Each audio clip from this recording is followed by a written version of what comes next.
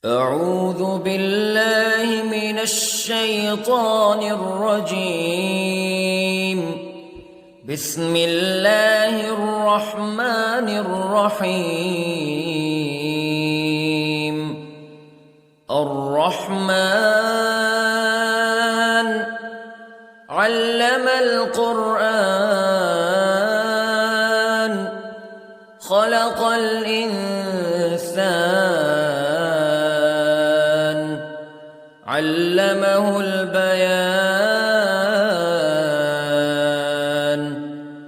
الشمس والقمر بحسبان والنجم والشجر يسجدان والسماء رفعها ووضع الميزان ألا تطغوا في الميزان وأقيموا الوزن بالقسط ولا تخسروا الميزان. والأرض وضعها للأنام فيها فاكهة والنخل ذات الأكمام والحب ذو العصف والريحان فبأي آلاء ربكما تكذبان. خلق الإنسان من صلصال كالفخار وخلق الجان من مارج من نار فبأي آلاء ربكما تكذبان. رب المشرقين ورب المغربين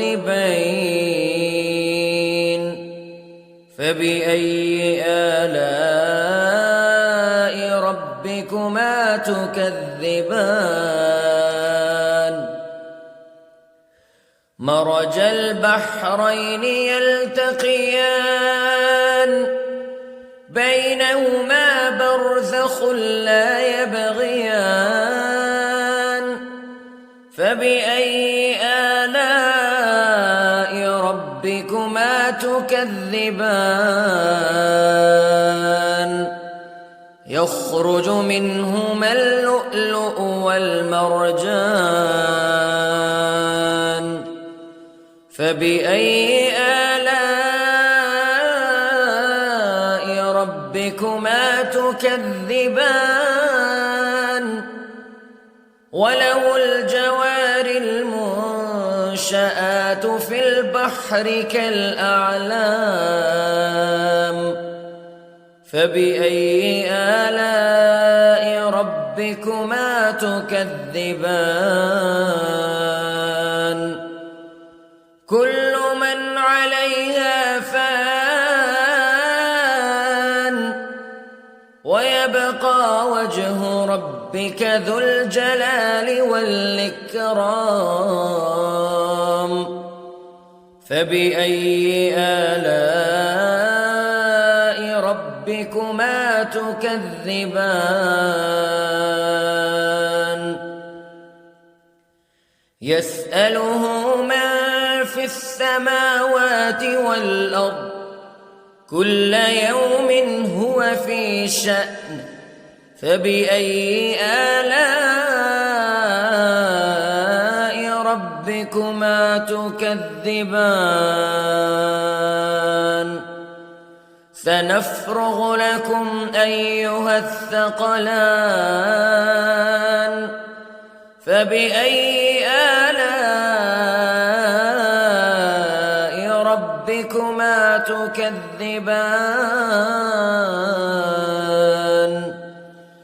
يا معشر الجن والإنس استطعتم أن تنفذوا من أقطار السماوات والأرض فانفذوا لا تنفذون إلا بسلطان فبأي آلاء ربكما تكذبان يرسل عليكما شواظ من نار ونحاس فلا تنتصران فبأي آلاء ربكما تكذبان فإذا انشقت السماء فكانت وردة كالدهان فبأي آلاء ربكما تكذبان فيومئذ لا يسأل عن ذنبه إنس ولا جان فبأي آلاء ربكما تكذبان يعرف المجرمون بسيماهم فيؤخذ بالنواصي والأقدام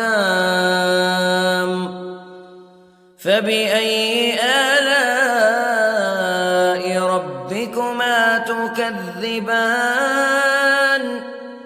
هذه جهنم التي يكذب بها المجرمون يطوفون بينها وبين حميم آن فبأي آلاء ربكما تكذبان ولمن خاف مقام ربه جنتان فبأي آلاء ربكما تكذبان ذواتا أفنان فبأي آلاء ربكما تكذبان فيهما عينان تجريان فبأي آلاء ربكما تكذبان فيهما من كل فاكهة زوجان فبأي آلاء ربكما تكذبان متكئين على فرش بطائنها من استبرق وجنى الجنتين دان فبأي آلاء ربكما تكذبان فيهن قاصرات الطرف لم يطمثهن إنس قبلهم ولا جان فبأي آلاء ربكما تكذبان كأنهن الياقوت والمرجان فبأي آلاء ربكما تكذبان هل جزاء الإحسان إلا الإحسان فبأي آلاء ربكما تكذبان ومن دونهما جنتان فبأي آلاء ربكما تكذبان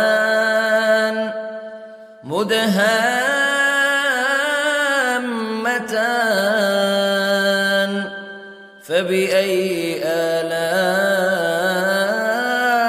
ربكما تكذبان فيهما عينان نضاختان فبأي آلاء ربكما تكذبان فيهما فاكهة ونخل ورمان فبأي آلاء ربكما تكذبان فيهن خيرات حسان فبأي آلاء ربكما تكذبان حور مقصورات في الخيام فبأي آلاء ربكما تكذبان لم يطمثهن إنس قبلهم ولا جان فبأي آلاء ربكما تكذبان متكئين على رفرف خضر وعبقري حسان فبأي آلاء ربكما تكذبان تبارك اسم ربك ذي الجلال والإكرام